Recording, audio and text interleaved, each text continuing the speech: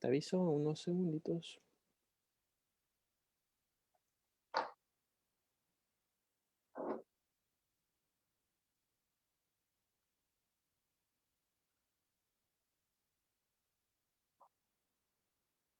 Amigos y amigas de Conciertos Perú, bienvenidos a un nuevo episodio de En Vivo CP. Esta vez estamos con Manolo Barrios de Mar de Copas y los 13 Baladas, que nos va a contar sobre los próximos conciertos que tiene para este fin de semana por San Valentín. Así que, hola Manolo, ¿puedes ir saludando a la gente que se está conectando a esta transmisión?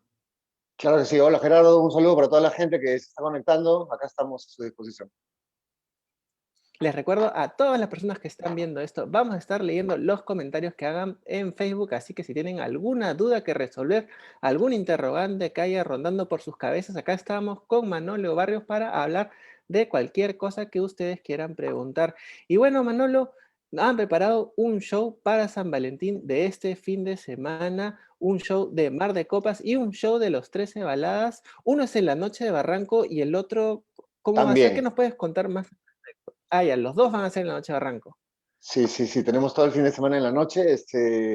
El sábado a las 10 de la noche tenemos Mar de Copas vuelve a la noche de Barranco, que era como nuestra casa, un sitio muy emblemático para nosotros y para nuestra gente.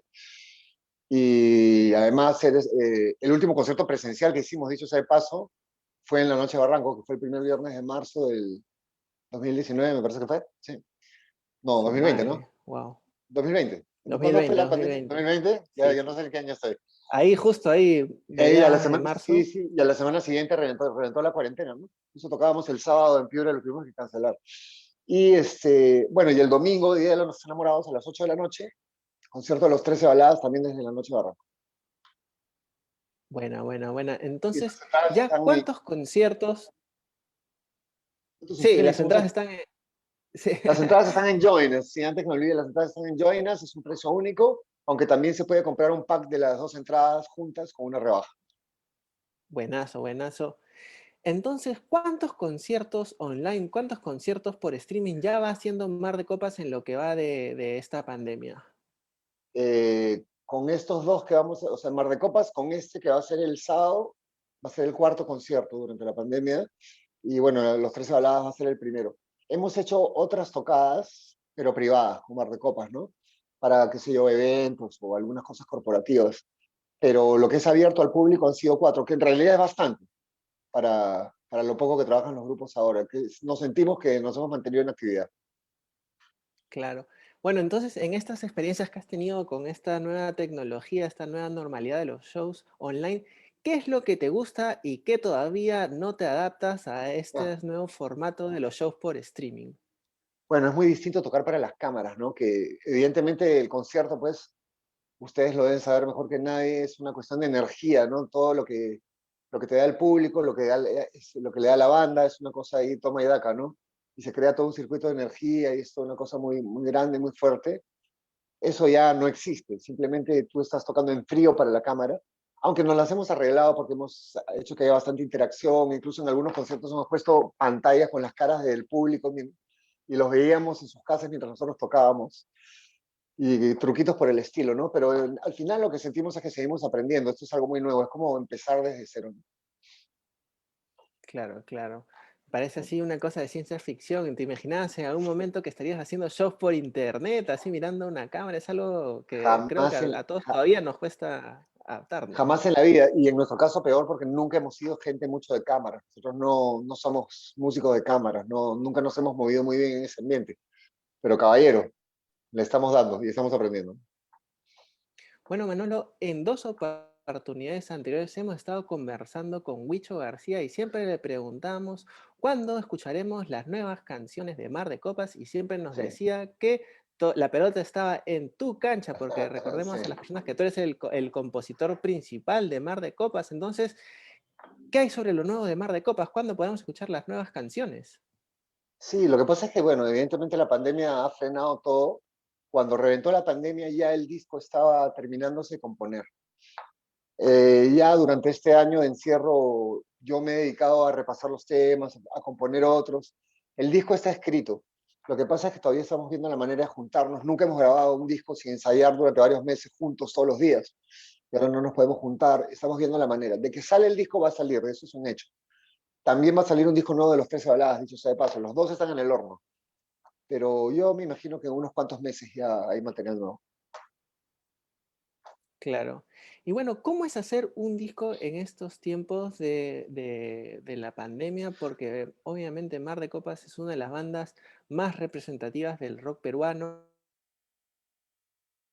Eh, no sellos los grandes sellos discográficos y la música independiente, porque acá en Perú la gran mayoría de cosas son independientes, Sí. pero en cuanto al el trabajo involucrado a realizar un disco, ¿cómo hacer un disco en esta pandemia? ¿Se puede invertir muchos recursos en hacer un álbum? ¿O cómo ven ese tema en esta situación del 2021? Bueno, es un tema que tiene varias aristas, ¿no? Por un lado, a nivel creativo, lo que todos los músicos pensábamos, los artistas en general, es que este iba a ser un tiempo ideal para escribir, ¿no? Por la tranquilidad. Y no, más bien la pandemia, todos, la mayoría hemos comprobado que más bien la pandemia te aplasta, ¿no? No es el ambiente más propicio para ponerte creativo. Hay excepciones, claro, pero en general no. Por otro lado, está la cuestión técnica y la cuestión de la práctica.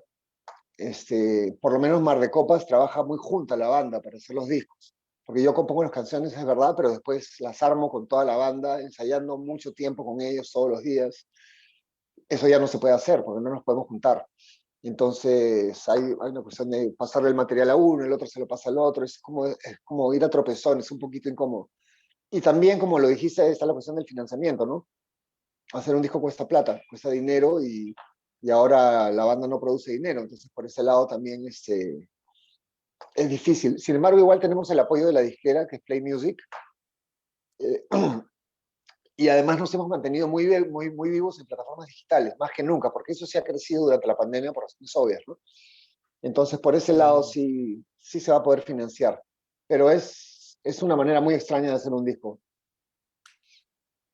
claro, claro, porque bueno, siendo conscientes del enorme éxito que tiene Mar de Copas en el Perú, siendo una de las bandas más conocidas del rock peruano, puede ser un buen ejemplo como un termómetro de cómo está la situación para los artistas actualmente en nuestro país, ¿no? Y se me ocurre preguntarte, ¿se puede vivir de los conciertos por streaming? ¿Cómo están haciendo para sacar un disco en este contexto cuando ya pensamos en cuanto a la economía involucrada a la música actualmente y cómo puede estar afectada por esta crisis que estamos pasando actualmente? Definitivamente no se puede. Y eso que Mar de Copas es un grupo al que le va relativamente bien en los conciertos en streaming, pero que te diga que nos va relativamente bien, no quiere decir que eso nos alcance para pagar las cuentas, ni mucho menos, ¿no? Ni a nivel individual, ni a nivel grupal. Ni qué decirte de grupos más pequeños. En realidad lo que le ha sucedido a los artistas, lo que les ha sucedido con esto es una catástrofe, ha sido un shock muy fuerte, ¿no? La mayoría está dedicándose a otras cosas, trabajando en otras cosas, incluso nosotros también, y ganándonos la vida en otros oficios. Es una situación muy complicada.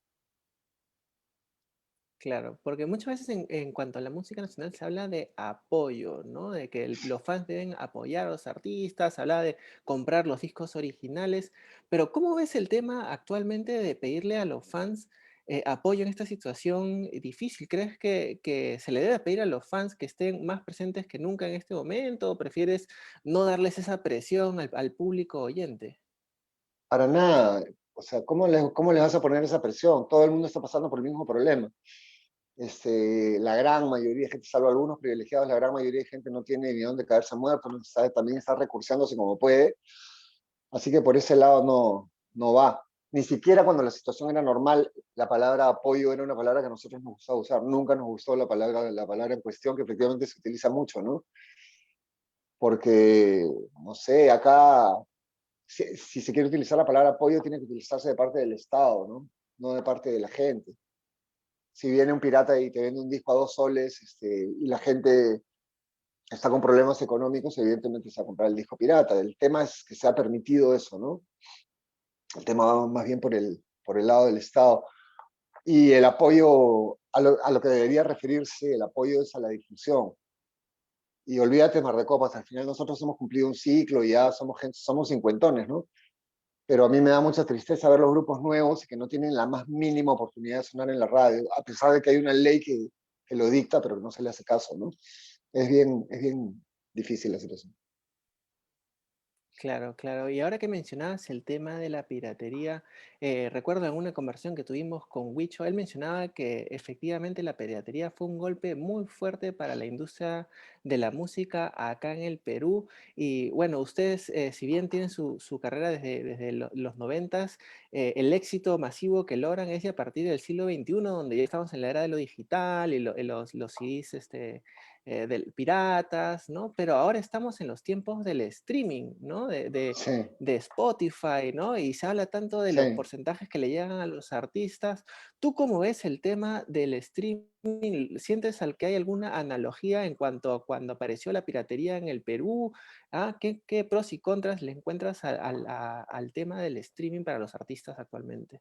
Mira, lo que a nosotros nos ha pasado en realidad ha sido positivo, porque justamente nosotros arrancamos a principios de los noventas, cuando todavía el mercado discográfico era muy poderoso y todavía se ganaba muy bien por ventas de discos. Nosotros llegamos a lanzar 2 discos en que fuimos número 1 a nivel nacional, que fueron nuestros 2 primeros discos, y la verdad que sí se ganaba muy bien.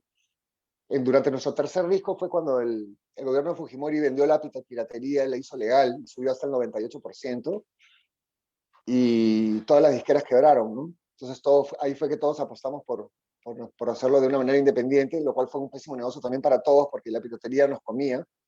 Yo sacaba un disco y al día siguiente estaba en las calles, ¿no? Entonces nunca la vimos, nunca la vimos. Y ahora, con la muerte del disco físico y el surgimiento del streaming, a pesar de que uno escucha a los internacionales que dicen que ahora se gana menos porque el streaming paga menos, para nosotros no. Para nosotros sí estamos viendo reportes de ventas interesantes finalmente, ¿no? Comparado pues con de lo que veníamos. ¡Wow! ¡Qué buena! Sí, sí, sí. Ahora hay que Claro, también claro, saber qué buena moverse en las noticia, plataformas ¿no? digitales. Claro, claro. Y bueno, se me ocurre también que está el tema de las sincronizaciones, ¿no? Cuando tu música suena en la televisión, en el cine, Sí. y obviamente, bueno, sabemos que tú estás muy ligado al tema del teatro, pero ¿por qué no nos comentas sobre el lado de Mar de Copas que ha llegado a juntarse con otras artes como el cine, en el teatro? ¿Por qué otros lados has incursionado tú o la música de Mar de Copas? ¿Por qué no explicas a la gente esos cruces que hay, ¿no? Entre cine, teatro y música. Hemos estado mucho por ese lado. Yo trabajo musicalizando películas hace muchos años. Ya debo de haberme hecho unas 15, 16 películas más o menos. Mar de Copas como banda también ha musicalizado con sus canciones muchas películas, qué sé yo. Hay algunas muy recordadas como, qué sé yo, No se lo digas a nadie de Lombardi, donde habían 3 canciones nuestras. O, por ejemplo, Un día sin sexo, habían 5 canciones nuestras, y así han habido varias, ¿no? También en telenovelas, programas de televisión, por ahí. Y también hemos musicalizado con música de otras personas, hemos hecho música incidental para películas. Yo después me dediqué a hacer dirección musical en musicales, dirigí las 3 películas Locos de Amor, hice la dirección musical en esas 3 películas, haciendo versiones de baladas y haciendo cantar pues a los actores, ¿no? De las actrices. Y obras de teatro también hemos hecho mucho. Huicho ha hecho mucha música para teatro, yo también he hecho algunas obras de teatro y algunos musicales para teatro. Buena, buena. Entonces, si yo te pregunto por soundtracks, ¿se dice score? ¿Scores? ¿No? Sí, La música de las películas, sí. a una ópera rock, pero cuando piensas en cuando se mezcla imágenes y música, ¿cuáles son los ejemplos que se te tienen a la mente? Así, películas que tienes unos soundtracks increíbles o musicales, óperas rock. ¿Tienes alguna recomendación para la gente que está viendo esto? Hay muchas películas que son muy bien musicalizadas con canciones. Por ejemplo, todas las películas modernas de Scorsese, como Casino o Goodfellas, por ejemplo, tienen unos scores buenísimos, con unas canciones brutales. Este, en general, es un género que yo sé que hay mucha gente que no le gusta, pero la comedia romántica también es un género que ha desarrollado la musicalización con canciones. Creo que es el género que más lo ha desarrollado. Y es un placer a veces ver esas películas solo para escuchar cómo ponen las canciones casi sin parar de principio al fin de la película, ¿no? Ah, Hay ¿cómo una, hay cuáles? una, ¿Qué películas Ah, así de Hay una, comedias hay una románticas? película toda triste de unos chicos con cáncer que se llama The Fault in Our Stars, bajo la misma estrella, creo que lo pusieron en castellano. Fue bien popular, estuvo acá en el cine, por ejemplo, tiene un soundtrack brutal, muy bueno, ¿no? Y todos Buena, esos buena, soundtracks buena. están mira, basta con entrar en Spotify y buscar soundtracks y hay cantidades, ¿no? Porque ahora todos Claro. los soundtracks se publican como discos y hay muy buenos. Bueno, voy a buscar esa película que no la conozco. Pero bueno, si estamos hablando de las novedades que hay para Mar de Copas y los 13 baladas, tenía entendido, te escuché decir que iba a salir un disco de canciones de protesta. Ah, ¿Qué, sí. qué fue eso?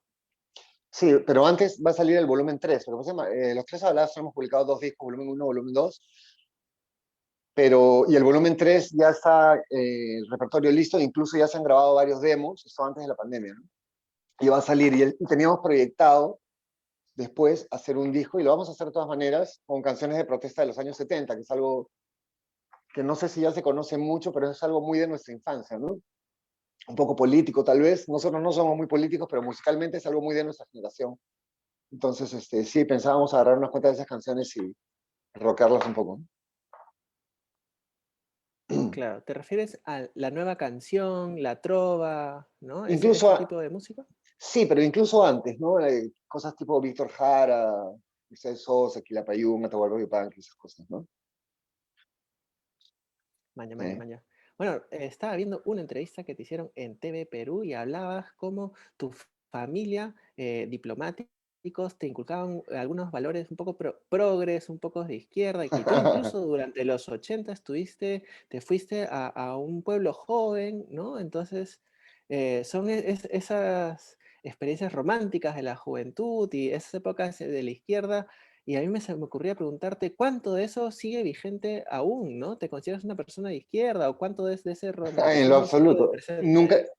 no sé si se dio el fenómeno así opuesto, de esa, así cuando sale el hijo al revés, pero al contrario, nunca he sido izquierdista, ni lo seré de ninguna manera, ni tampoco lo contrario, por si acaso, ni mucho menos.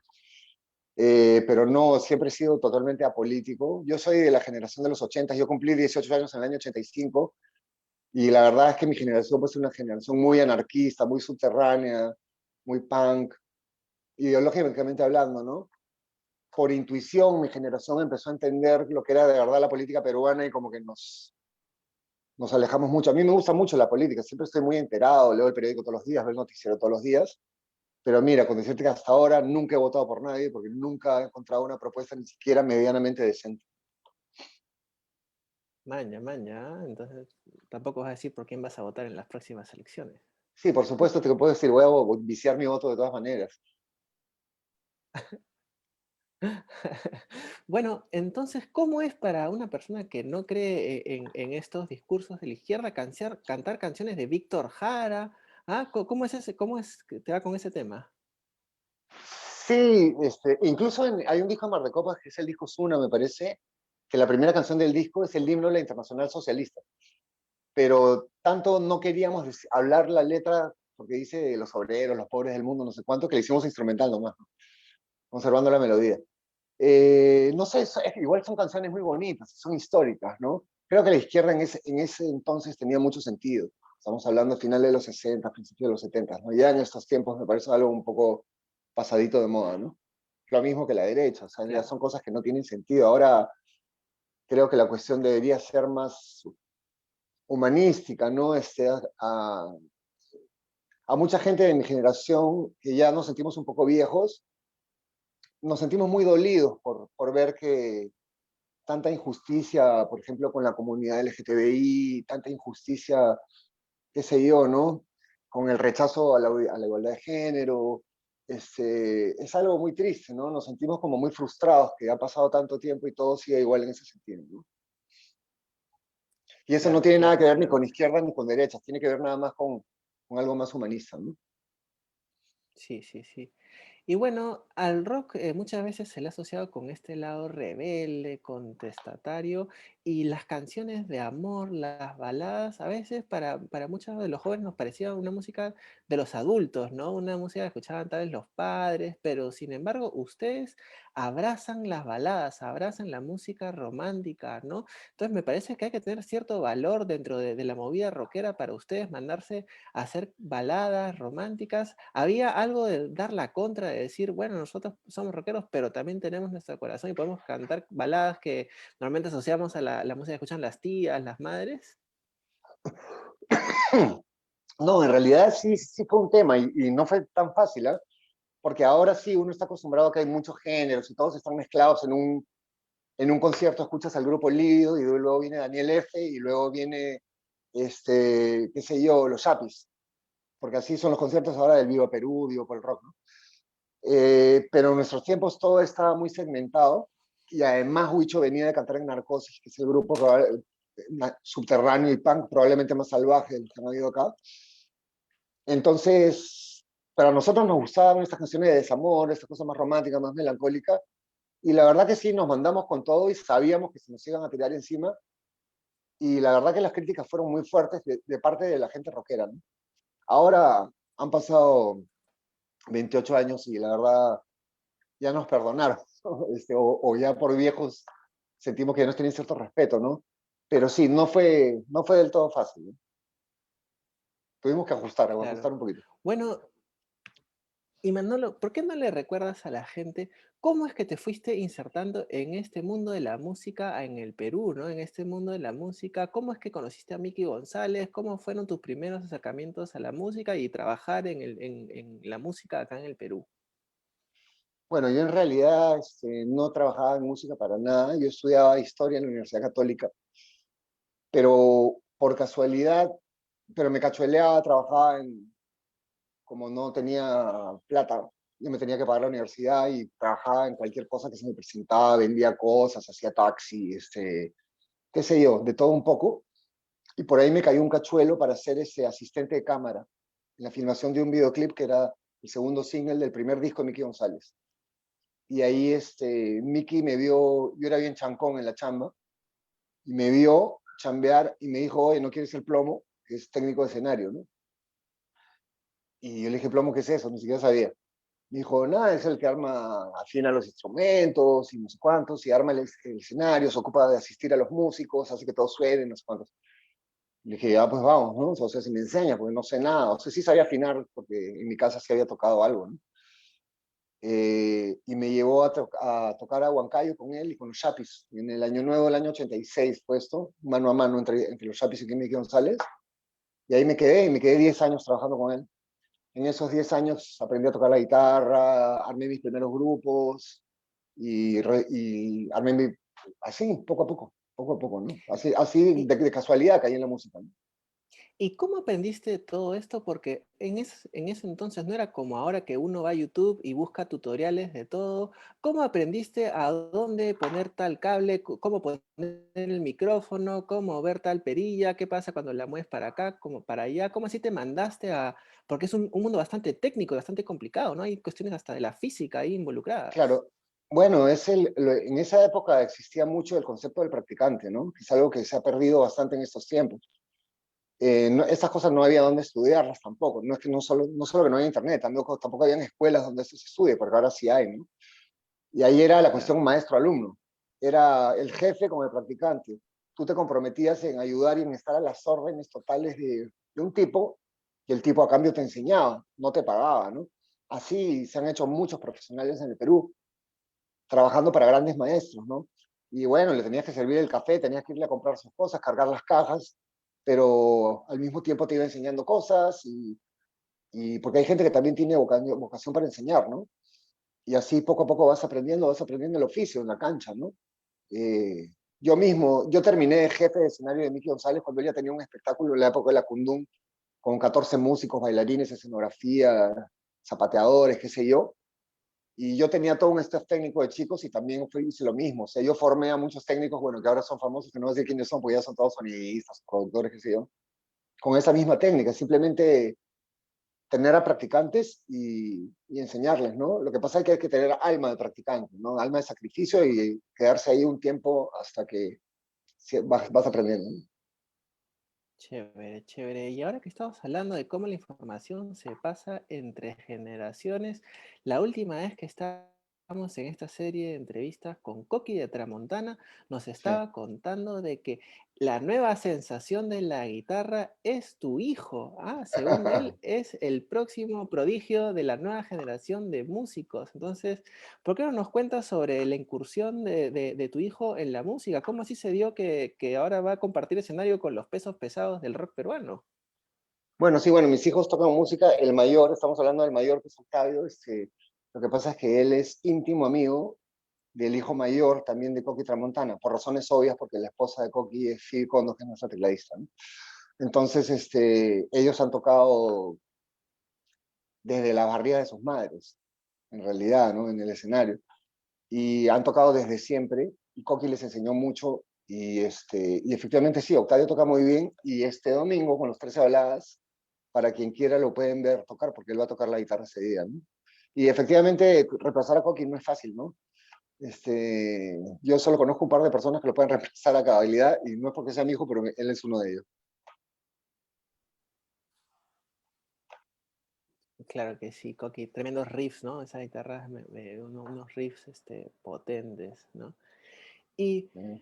bueno, cuando conversábamos con Huicho, yo justamente le preguntaba, sabiendo que ustedes son una generación que ya tiene hijos, ¿no? Y muchas veces se piensa que el rock era la música para rebelarse de los padres, ¿no? Pero cuando tu padre es rockero, no sé cómo se da esa relación de cómo se revelan ahora los hijos. Entonces quisiera preguntarte, ¿qué músicas tú has descubierto que te enteraste por tus hijos, ¿no? ¿Hay algo así nuevo que tú dices, ah, está muy loco, estas nuevas generaciones no las entiendo, o hay algo que te haya llamado la atención? La verdad que mis hijos no escuchan mucho música nueva. Bueno, los más chicos sí, a veces escuchan algo de pop, americano y ese tipo de cosas moderno. La verdad que no me llega a capturar mucho, pero odian el reggaetón, ¿eh? Eso todos mis hijos por igual, entonces como que no le he agarrado mucho. Más bien mi hijo ahora sí me enseña mucha música, pero mucha música antigua que yo no conocía, ¿no? Por ejemplo, por culpa de mi hijo me dice Sabinero, ¿no? Que yo no era muy hincha de Joaquín Sabina y ahora sí, sí me encanta, cosas por el estilo, ¿no? Por ejemplo, me enseña tangos que yo no conocía, ¿no? Bueno, ¿alguna canción que quisieras recomendar a la gente? ¿Algo para ir directo al YouTube, a Spotify para escuchar un tango bueno? Bueno, solo tienen que agarrar una buena compilación de Gardel y empezar por ahí, ¿no? Ahí tienen para vacilarse. Pueden escuchar una que se llama, por ejemplo, Gira Gira, una canción hermosa, ¿no? Bueno, Manolo, sabemos que tú con la música has llegado por todo el Perú con giras, no solamente con Mar de Copas, sino trabajando con otros artistas, te conoces todo el Perú y has vivido ese momento tan romántico que es una banda en un bus viajando por el país con su música. Y ahora que estamos añorando esos tiempos antes de la pandemia, donde teníamos los conciertos presenciales, si yo te pregunto, ¿cuáles son los conciertos que te ponen más nostálgicos cuando piensas en ese pasado que ahora parece tan lejano de cuando teníamos los conciertos presenciales? ¿Cuáles son los primeros que se te vienen a la mente que quisieras comentarle a la gente? Mira, los que más recuerdo son los primeros conciertos en los que trabajé, los de los años 80 con Miki González, ¿no? Qué sé yo, cuando nos íbamos de gira por el Guayaba, en la época de Vamos a Tucache, esas cosas, y cruzábamos el Guayaba en balsas, con los carros encima de balsas, y nos íbamos a Ucayacu, Tocache, Uchiza, y de repente llegamos a un pueblo que estaba tomado por Sendero Luminoso, pero teníamos que tocar igual. Esas son épocas increíbles que pasamos en los años 80. También, bueno, todo lo que ha sido Mar de Copas ha sido alucinante, ¿no? Nosotros hemos viajado, la gente nunca se podía imaginar cuánto. Nosotros, mira, estos últimos años, el promedio de conciertos anual que teníamos era 65 conciertos al año. De esos, unos 25 eran en provincias, o sea, viajamos realmente muchísimo, tanto que hasta nos quejábamos, pero ahora lo extrañamos, ¿no? Sí, Claro, claro. así es. Oye, Manolo, cuando le abrieron a Soda Stereo en Lima en los noventas, tú dijiste que fue una basura y que no los vas a perdonar. Ah, ¿te animarías a explicar un poco qué pasó cuando le abrieron a Soda Stereo en los noventas? Sí, claro, o sea, no recuerdo haber dicho eso, pero probablemente sí lo pensé, ¿no? Este, es más, o sea, Mar de Copas ha sido un grupo con mucha suerte, porque es un grupo de concierto lleno, siempre hemos tenido concierto lleno desde nuestra primera presentación, pero hay un, ¿cómo se llama? Un segundo, por favor. Si hay un concierto en el que fracasamos fue ese, ¿no? Es la única vez que yo recuerdo que nos hayan pifiado, pero pifiado bien pifiados, ¿no? Nos insultaron, nos ¿Por gritaron. qué? Si no, no sé, no éramos un grupo conocido, no tocábamos muy bien tampoco. Todavía no eran conocidos. No, no, éramos un grupo de culto en un círculo, o sea, nosotros llenábamos conciertos en esa época de 300, 400 personas. Hoy estamos hablando que habían miles de personas que venían en la mejor época de Soda Stereo, o en la época más popular de Soda Stereo. Les interesaba tres cominos escuchar a un grupo peruano que ni siquiera conocían y que hacía una música que les parecía rara. Entonces no nos trató nada bien la gente, ¿no? Y el grupo de fondo tampoco nos trató nada bien, la verdad, o sea, no nos dieron nada de condiciones técnicas, ni mucho menos, y la pasamos muy mal. Fue una lección que aprendimos, porque después dejamos de telonearle a grupos extranjeros durante muchos años porque sabíamos que iba a pasar lo mismo. Nosotros hemos comenzado a trabajar bien con grupos extranjeros ya unos 15 años después. Maña, maña, qué interesante, porque se me ocurre que cuando comenzábamos con Coqui de Tramontana, cuando hay esta explosión de los festivales de rock nacional en los 2000, de repente veíamos a Masacre ahí como cabeza de cartel, ¿no? Y ustedes también se convirtieron en las cabezas de carteles, entonces imagino que teniendo esa experiencia ya no necesitan la validación de ser la banda telonera del artista internacional, como muchas veces otros artistas sí tienen esa carrera, ¿no? De validarse siendo teloneros, ¿no? Pero ustedes, Claro. ¿cómo así llegaron a ser la cabeza de carteles de los festivales nacionales? ¿Recuerdas un momento en que de repente ya era como, bueno, nosotros vamos a cerrar todos los festivales y nuestro nombre va a salir más grande? ¿Recuerdas un momento en que ya se empezaron a posicionar? Sí, en realidad fue una cosa que un poco casual. Lo que pasa es que en determinado momento, a finales de los 90, nosotros pusimos en nuestro contrato una cláusula que decía que debíamos tocar como grupo de fondo. Y lo hacíamos porque no todos los grupos compartían el escenario de una manera generosa. Y nosotros sufríamos mucho esa situación. Entonces decidimos tocar de fondo para ya no sufrir de esto de ser teloneros nunca más. Además, con el firme propósito de nosotros tratar bien siempre a los que nos teloneen, eso sí. Y entonces comenzamos a hacerlo en todos los conciertos y comenzamos a tocar de fondo, así pasaron muchos años. Y no recuerdo, y en los festivales eso como que se heredó, entonces los contratantes ya pensaban que nos teníamos que poner de fondo, nosotros no lo exigíamos, ellos nos ponían. Al final quedó como una tradición, incluso con grupos internacionales, ¿no? O a veces hemos viajado, qué sé yo, a provincias con grupos como, qué sé yo, los Enanitos Verdes, los Hombres G, los Prisioneros, y muchas veces ellos han tocado primero y nosotros hemos cerrado el evento porque el contratante nos lo pedía. Se ha hecho como una tradición que Mar de Copas cierre y toque tarde, ¿no? Cosa que al grupo no necesariamente le gusta. Dentro del grupo hay una polémica al respecto. Hay opiniones encontradas. Hay un grupo que vota por cerrar y hay otro grupo que preferiría tocar más temprano. Claro, regresar a las 3 de la mañana a tu casa, 4 de la mañana, no, no, no a todos O les más. gusta. Además, porque, claro, además con la cantidad de conciertos que dices que estaban teniendo, ¿no? Un ritmo de más de 70 conciertos al año es realmente sorprendente, ¿no? Sí. Oye, Manolo, ¿por qué no vamos con las preguntas del público? Hay una pregunta que me gusta. Lepaco dice, ¿qué opinas de que Perú no haya salido casi nada en el documental Rompan Todo, la historia del rock en Latinoamérica? ¿No? Y esta me parece una pregunta interesante porque definitivamente Mar de Copas está en el altar del rock peruano, ¿no? Pero cuando hablamos del rol del rock peruano a nivel latinoamericano, ¿cómo es ese tema de cómo se contó esta historia en el documental de Netflix? Y si ustedes alguna vez apuntaron a trascender a la internacionalización, ¿cuál ha sido el papel de Mar de Copas a nivel latinoamericano fuera del Perú?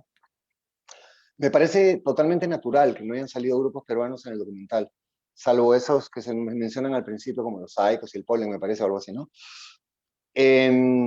Me parece totalmente natural por la sencilla razón de que los grupos peruanos nunca se internacionalizaron.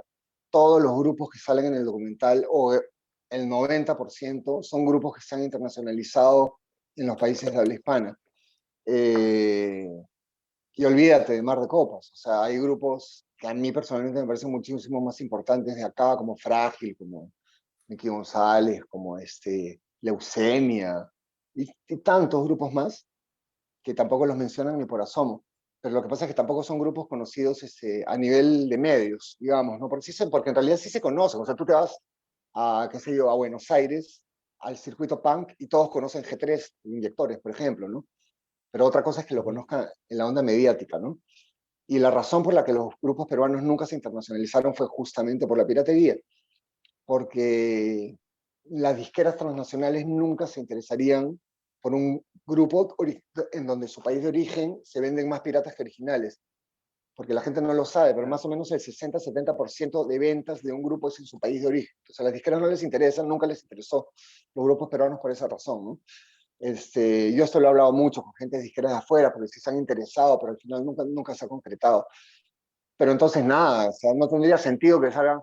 Es un poquito chauvinista, me parece decir, no, que los grupos peruanos tienen que salir el documental. No, pues no, a nadie le interesaría porque nadie los conoce, salvo que se hiciera un documental para Claro, público peruano.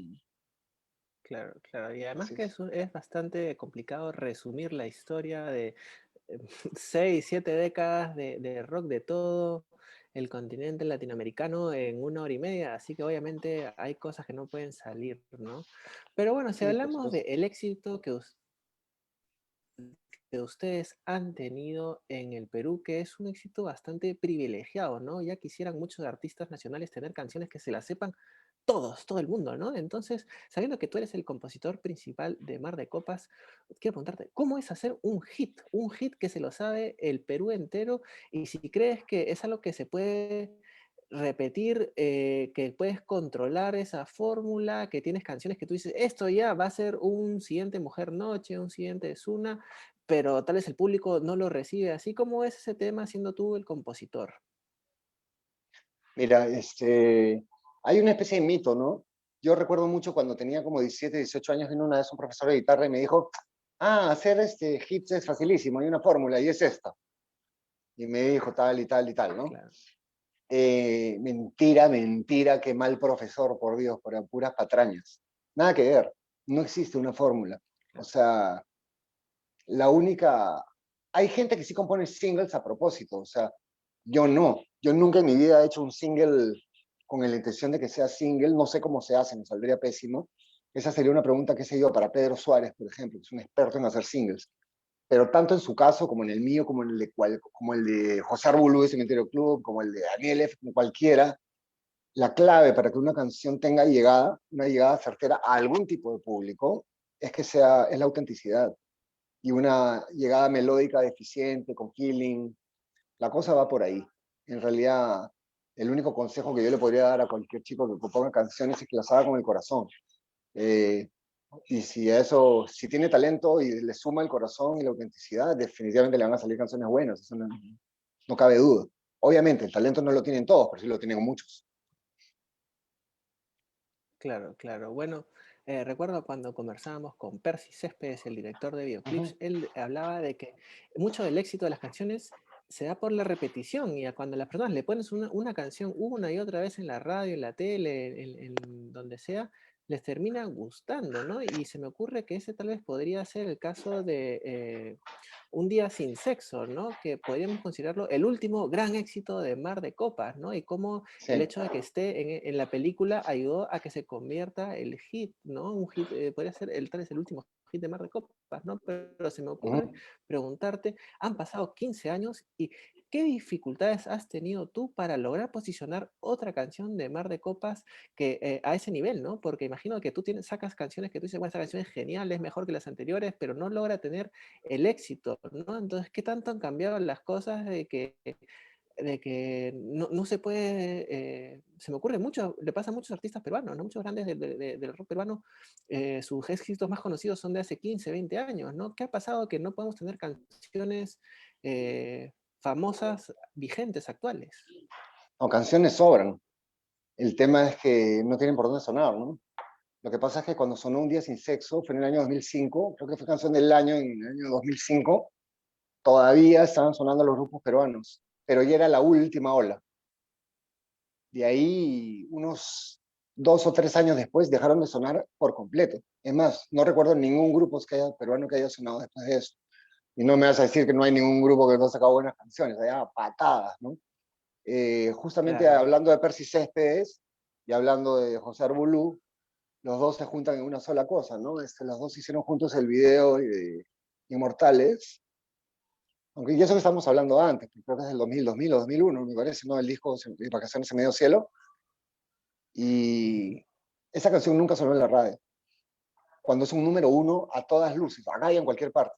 Tanto que ganó la lengua MTV allá, el video, ¿no? Pero, y yo le pregunté a un amigo programador de radio acá una vez, oye, Inmortales, ¿por qué no sonó? ¿Es un número uno o no es un número uno? Me dijo, claro que es un número uno, evidentemente. ¿Y por qué no sonó? Y se encogió de hombros. O sea, no, no está en el modus operandi de las radios. Y ¿sabes qué? Justo es lo que tú decías, ¿no? Percy te dijo que la repetición, yo no estoy seguro si eso es cierto, ¿no? Es un tema discutible, porque si una porquería la repites, no necesariamente va a dejar de ser una porquería. Pero lo que sí es verdad es que desde que yo tengo uso de razón, cuando se ha pasado un grupo peruano, ha tenido éxito. Porque es imposible que no lo tenga, porque es peruano, justamente. Es algo hecho acá, uno se identifica rápidamente. O sea, eso lo vi con Frágil, lo vi con Miki González, lo vi con Arena Haas, lo vi con no sé quién y los no sé cuántos, con La Liga del Sueño, con todos los que sonaron, con Dudó, con todos los que sonaron, aunque sea una vez, inmediatamente crecieron en público, porque el éxito estaba casi garantizado, ¿no? Por lo tanto, es una estupidez que no se siga poniendo música peruana, porque si tú agarras ahorita un grupo y lo comienzas a pasar, de todas maneras va a tener éxito. Y eso es redituable para la radio, para el grupo, para los conciertos, para los organizadores, para todo el mundo. Genera trabajo, ¿no? Así que en realidad es una situación absurda. Claro. Entonces, en base a tu experiencia, ¿cuál crees que sería lo más urgente para tal vez sobrellevar esta crisis que está afrontando la industria de la música peruana en este contexto de la pandemia? ¿Qué te parece lo más urgente o lo que le pedirías tal vez al gobierno o a las empresas o al público? Pero ¿por dónde va el tema de rescatar esta industria que obviamente está pasando por un momento bastante oscuro? Es complicado, ¿no? Porque, no sé, el otro día Susana Vaca mandó una carta que a mí me parecía que era una carta justa y al final ha resultado muy polémica, ¿no? Hay gente que está a favor, hay gente que está en contra. Son temas delicados. Hay mucha gente que está pasando por una situación mala, igual que la de los artistas, ¿no? Entonces tal vez mal haría yo en decir apoyen, denos plata, lo que fuera. Lo que sí me parecería urgente es lo de la cuestión mediática, ¿no? Hay una ley que se llama la ley de cuotas, que existe acá, como existe en Estados Unidos, en Francia, en todos los países capitalistas. No te estoy hablando que esta sea una idea chavista, ¿no? Y que lo Claro. único que dice es que hay un porcentaje del material que suene en los medios que tiene que ser producto nacional. Y esa ley está acá, existe, la ley de cuotas. Sin embargo, está redactada de tal manera que se ha interpretado como que cualquier cosa que haga la radio es producto nacional, o sea, que el barrendero sea peruano. Y al final desarran Claro. de eso para no hacerla cumplir. Pero en realidad, el 30% de lo que suena acá, como sucede en Francia, como sucede en Estados Unidos, como sucede en Colombia, como sucede en Argentina, tendría que ser producto nacional. Solo con eso, la industria musical florecería. Y solo sería cuestión de, pero anda tú, pues, convencer a algún congresista. Yo he hablado con congresistas de esto, ¿eh? Y la verdad es que se ríen en tu cara, te dicen cuánto hay, porque ya irte a meter al Congreso es como irte a un zoológico de animales malvados, algo por el estilo, ¿no? Entonces, es un problema como sin solución, ¿no? Claro, bueno, definitivamente en esta cuestión del arte y la cultura, tristemente en el Perú todavía no se considera un trabajo, no se considera una industria tan importante como otras industrias, pero ojalá que ya veníamos en buen camino, ¿ah? Creo que ya veníamos en buen camino a lo largo de todo el siglo XXI a considerar el arte y la cultura una industria importante y que merece prestarle atención. Y ojalá que una vez que pase esta crisis de la pandemia tengamos un renacimiento, ¿no? Un resurgimiento de todas esas ganas que tenemos contenidas de ir a conciertos, de compartir con otras personas, de vivir esas experiencias sociales que se viven con el arte y la cultura. Pero bueno, Manolo, si quisiéramos saber en qué andas tú ahorita, qué es lo que te ha llamado la atención en este 2021, ¿tienes alguna recomendación musical para darle a la gente que está viendo esto? ¿Qué es lo que estás escuchando actualmente que te ha llamado la atención? ¿Ah, hay algo que nos quieras recomendar, una canción, un artista o algo que esté Sí, en tu lista? Hay varias cosas que me gustan. Me gusta mucho el grupo The National. Eso se lo recomiendo a todos con todo el corazón. Me gusta mucho el último disco de Nicolás Duarte, que es originalmente el cantante de La Mente, pero este es como solista, ¿no? Y de Cuchillazo también. Ujú. Está brutal, se lo recomiendo, está recontra feeling, el disco me encanta. También bueno, ya es un poco viejo, pero el último de Canaco y el Tigre también me pareció buenazo. Y así podríamos enumerar, hay un montón de cosas. Buena, buena, buena, Manolo. Por supuesto, Entonces, no este... recomendable, Ah, buena, buena. sí, o sea, no recomendable, Buena, buena sí, recomendación. sí, no recomendable es lo más recomendable. Bueno, Manolo, entonces ya queda prepararse para este fin de semana porque el sábado 13 van a estar con Mar de Copas y el domingo 14 con los 13 baladas en estos nuevos conciertos por streaming, la nueva normalidad. Nada más queda invitar a la gente, ya saben que las entradas están en Join Us desde 59 soles, ¿no? 59 soles, sí. 59 soles o se pueden Sí. comprar entradas de los dos conciertos a 99 de los dos. Mar de Copas el sábado a las 10 de la noche, los 13 baladas el domingo a las 8 de la noche. Y están todos invitados, volvemos a la noche de Barranco, así que nada, ahí está, para todos los que quieran vernos. Buenazo, Manolo. Entonces ya será hasta la próxima. Ojalá que podamos comenzar cuando ya salga el disco de Mar de Copas. Ojalá que sea este 2021. Si no, ya será hasta la próxima. Gracias, Manolo, por habernos compartido toda esta información que hemos conversado ya casi cerca de una hora. Gracias a todas las personas que se conectaron, que estuvieron compartiendo esta entrevista. Gracias por seguir prestándole atención a la música y ya será hasta la próxima. Nos despedimos, Manolo. Chao Gerardo, muchísimas gracias. Chao, gente.